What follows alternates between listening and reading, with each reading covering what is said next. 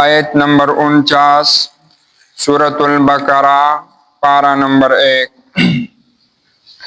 औज़ु बिल्लाहि मिनश शैतानिर रजीम।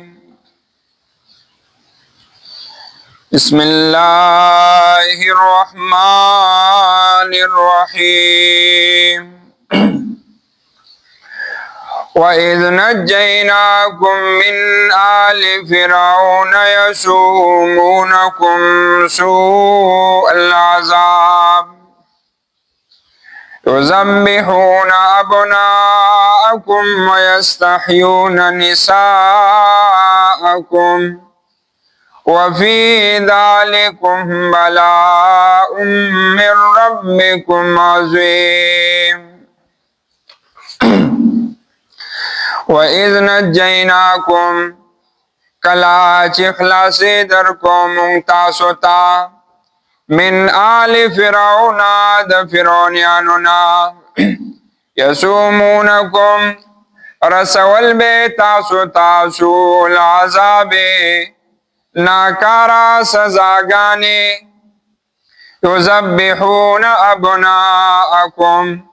ज़बह कवल बे ज़ामनस्तासो व यस्तहयून निसाअकुम ज्वंदे बे प्रेखुदे ज़नानस्तासो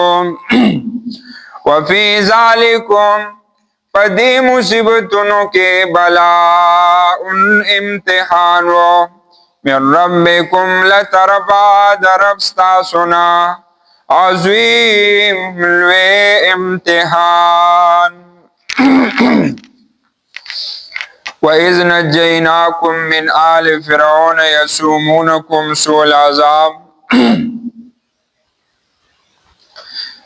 ददे सेना बनी इसराइलो बांदे अल्लाह पाक इनामात जिक्र की औडुम्बे नियमत जिक्र की पदे आयत के चागा निजात द फ़िरऔन नो खलासे द फ़िरऔन नो रुको सर के हुए नियमती अल्लती अनामतु अलैकुम बनी इसराइलो बांदे अल्लावी मा इनामात कड़ेउ ददी आयत नौज दागे तफसील शोरो शो चे कम कम नियमतुने पे कड़ेउ न पदी के उस लुम्बे नियमत ते चे आगा खलासे द फ़िरऔन नो। वइज़ नज्जयनाकुम कला चे खलासे दर को मुंतासोता मिन आले फ़िरऔना द फ़िरौनियानुना मिन फ़िरऔन मिन आले फ़िरौना द फ़िरौनियानुना दा फ़िरऔन सूको द कमज़ेओ बादशाह संग जोड़ शो ददे फ़िरऔन खपल नुम वो वलीद द प्लार नुम ये वो मसाब द निक नुम ये वो रैयान। वलीद बिन मसाब बिन रैयान दा फ़िरऔन बे द तवलेवे नो द मिस्र हर बादशाह तबे फ़िरऔन बे लकद ईरान बादशाह तबे किसरा वे द रूम बादशाह तबे कैसर वे द हबशी बादशाह तबे नज्जाशी वे द तुर्क बादशाह तबे खाकान वे द यमन बादशाह तबे तुब्बा वे और द मिस्र बादशाह तबे फ़िरऔन वे और जमुंग बादशाह त वजीर आजम वे और नूर मलकुनो के और प्राइम मिनिस्टर भी नो दा फ़िरऔन दा द मिस्र बादशाह तबे फ़िरऔन वे तफसीरुल लिखली दी बाज़ी मुफस्सिरीन भी दा द ईरान की इलाका द अस्फहान दा फ़िरऔन दा अस्फहान वो और बाज़ी मुफस्सिरीन भी चे दा फ़िरऔन द अफगानिस्तान व अफगानिस्तान की यो इलाका दा ताश बरआन वर्तवी दा दागेओ دی بیا مصر ته څنګه تلو د به کو د تجارت یعنی تجارت به کو او په تجارت کې دی تاوانی شو د خلکو په بلا پیسې راوړېدلې د بیا هجرت وکړو شام ته شام مصر مکه دا هغه وخت کې عالمي منډې وې د تجارتونو نو د شام ته لاړو هلته خپل تجارت بیا د شام نه لاړو مصر ته مصر کې او پیره د بازار کې تپوس وکړو د خټکو چې دا خټکی په څو دی مثال نو هغې بازار کې ورته ووی چې دا یو خټکی په ₹1 دی راغی د زمیندار کاکا نه تپوس په پټي کې وکړو چې دلته خټکی په څو دی تا سره هغه ورته وی زه خو د ₹9 ورکوم ته وایې دا بلا ګټه ده د دغې کاکا نه د ₹9 خټکي واغستل مثال تاسو درکو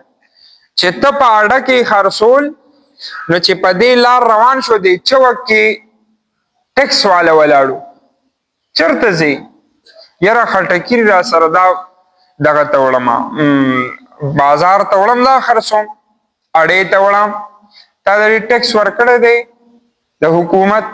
نه یو خټکی ته کېره یو یې ته واغستو اته پاتې شو بیا چې دغې غټې لار هغه چوک ته لاړو هلته بیا ټیکس والا بیا ودرو چرته ځي زه خو دا خټکي خرڅوم ټیکس ته ورکړی دی هغه ما هغه چوک کې ورکو هغه د حکومت خلک نو موږ د حکومت خلک یو ټیکس راکړه یو خټکی ته هغې واغستو یعنی چې کله اډې ته خټکي وړل د سره صرف یو خټکی پاتې دوی چې دا دومره ټیکسونو والا دا وروستو به راشي دا فرعون ډېر چالاک و او ډېر یعنی حاضر دماغي و پکې چالاک مو هوښیار مو د داسې چلو کو چې دا خو عجیبه خلک دی بادشاهي وخت ته پته نشته دی او په لږ ځای کې 9 ټیکسونو والا ولاړ دي د سوچ کو چې زم ځان له چرته څه چل روانو د چې د کلي نه بار کومه لویه مقبره وه هلته یې ځان له یو جومپړی جوړه کړله او هغې کې به خو چې کله به مړی وشو او مقبرې ته به یې روړو ورته به یې څه کوې مړی به نه ښخوئ حکومت ټیکس لګولی دی ₹15 د مړي به راکوئ هلغې به یې ښخوئ هغه وخت کې خلک پیسو ته نه ګوري بس ₹15 به یې دله ورکړلې او حسن اتفاق دا و چې په دغه وخت کې څه وبا راغلې وه سم بلا مړي شوي وو د ښه بلا پیسې جمع کړلې او هلته به مقبره کې اوسېدو څه وخت پس کال 2-3 تیر شو د دنیا پیسې یې جمع کړلې دغه وخت کې د حکومت کې کم MNA یا MPA و د هغه مور مړه شوې وه چې کله یې راړلې د ورته یې نه به ښخوئ ټیکس به جمع کې او ورته یې د څه ټیکس دا د حکومت د طرف نه زه مقرر شوی یم ها دله یې ورکړې غم مم چې دغه شو د پسې راغی ته چا مقرر کړی وی حکومتو هغه چې کله بادشاهي وخت ته ووي تا په مقبره باندې ټیکس والا مقرر کړی دی نه رې ولې دا فرعون یې بوت بادشاهي وخت ورته ووي ته چا مقرر کړی په دې باندې وی خپل ځان په خپله باندې تا ولې دا چل کو د ورته د خټکو کیسه وکړله چې دې ښار کې خو پته نه لګي هغه بادشاهي وخت چې کله سوچ وکړو چې دا خو د دنیا پیسې جمع کړي دي او ډېر چالاک هم دی لہذا دې ځان سره په یو عهده باندې واغستو چې کله په عهده باندې واغستو چې دا خو زما د پاسه دی ټیکسونو راټولولو کې خو بس دا ښه ماهر دی چې دې ځان سره په عهده باندې واغستو لږ وخت پس بادشاه مړ شو ټولو اتفاق وکړو دې بادشاهي وخت جوړ نو دا دې بادشاه په دې طریقه باندې جوړ شوی دی من آل فرعون بیا یې چې ټولو خلک یې غلامان کړل نعوذ بالله بیا دعوه د خدای توب وکړله چې په ټول مصرانو یې منلې وه د مصر خلکو بیا وی چې او نعوذ بالله دا زمون خدای دی. نو من آل فرعون د فرعونیانو نه دلته د فرعون نه نجات د بنی اسرائیلو ذکر کړی دی. نو دا دې بادشاہ په دې طریقه باندې جوړ شو. وَإِذْ نَجَّيْنَاكُمْ کله چې خلاصې درکو موږ تاسو ته من آل فرعون د فرعونیانو نه یسومونکم سوء العذاب رسول به تاسو ته ناکاره سزاګانې. دا فرعون بنی اسرائیل دومره غلامان کړیو. تفسیر بغوی لیکلی دی په چا باندې به د غر نه ګټې را اړلې، په چا باندې به خښتې جوړولې، په چا باندې به هغه بټۍ کې سرې کولې، په چا باندې به آبادي جوړوله، په چا باندې به زمیندارۍ کولې. یعنی چې کوم کارونو دا به په دې بني اسرائیلو باندې کول. او چې څوک به بوډا شو بیا اب د کار کسب نه پریوتو هغه باندې به ټیکس ولګو، ته به اوس ټیکس راکې. او چې کمې زنانه وي هغه خپل غلامانې کړې وي د کور ټول کارونه دا به دي ښځو ورله. نو دا غلامي نه دا ځان له لوی عذاب دی. الله بني اسرائیلو ته وی د دغه غلامۍ نه مې درته نجات درکو. او نن الله دې معافي وکړي زمونږ په فطرت کې غلامۍ دي، د مخلوق غلامۍ کو که د دې نه روتو د خالق غلامۍ ته دا مخلوق به زمونږ غلامان شي. بیا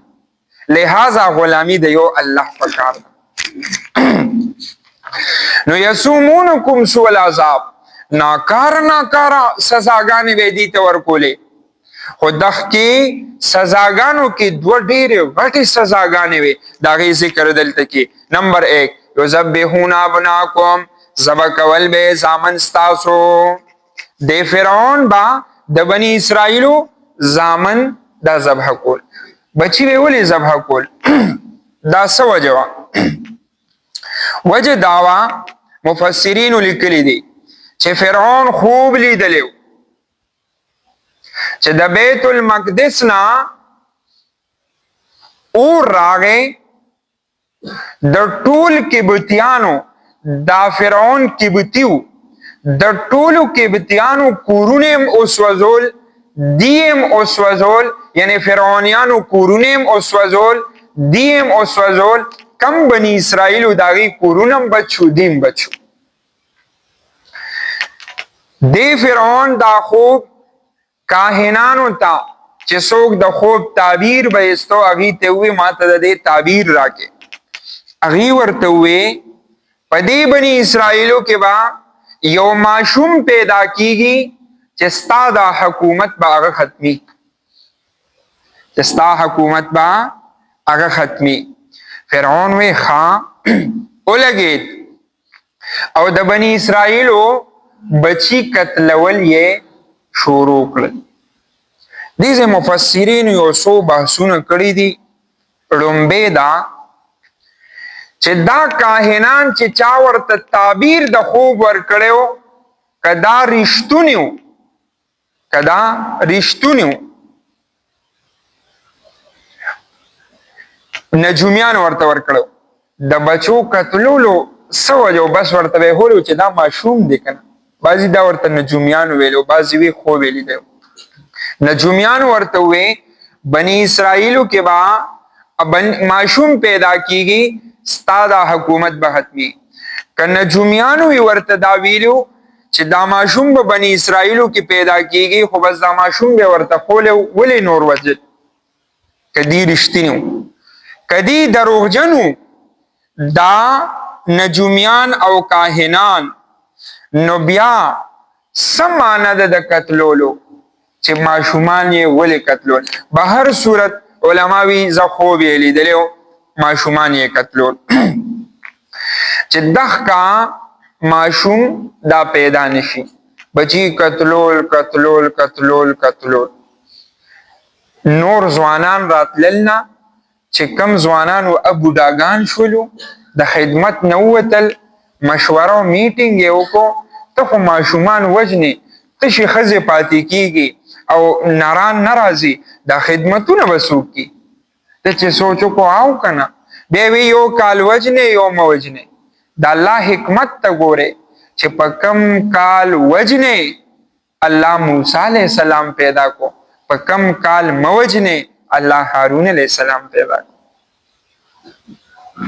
یذبحون ابناءکم ستاسو زامن به ذبح کول نو دو بنی اسرائیلو زامن به زوی دو پلار او مور په مخ کې ذبح کول د دین لوی امتحان شته او دې مفسرین لیکلي دي چې د بل بچي د خپل کورسې د پاره وجل دا ایجاد ډومبه د فرعون وو دا ایجاد ډومبه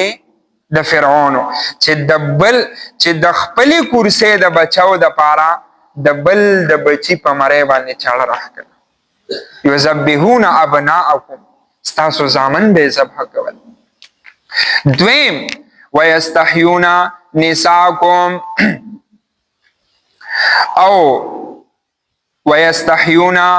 او حیا به غستلا نساءکم د زنانو ستاسو یو معنا ويستحيون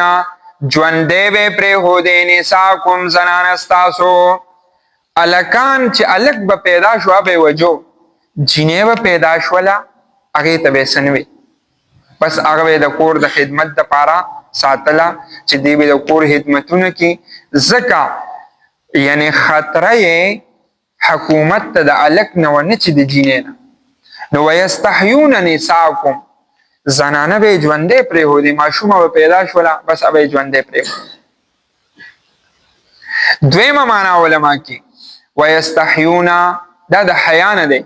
حیا به اغستلا نساءکم ستاسو د زنانو دومره بے حیايي به کوله چې نیغ به پوج کور ته راغې